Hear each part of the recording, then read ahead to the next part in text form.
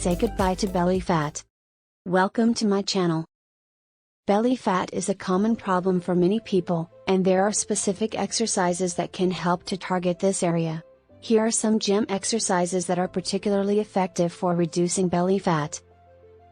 Cardio exercises such as running, cycling, and swimming are all excellent for burning calories and reducing overall body fat, including belly fat. Aim to do at least 30 minutes of cardio exercise per day, 5 days a week. High-intensity interval training, HIIT, HIIT involves short bursts of intense exercise followed by periods of rest. This type of exercise has been shown to be particularly effective in reducing belly fat. Planks are an excellent exercise for strengthening the core muscles, which can help to reduce belly fat. Start by holding a plank for 30 seconds and gradually work your way up to 1 minute or more.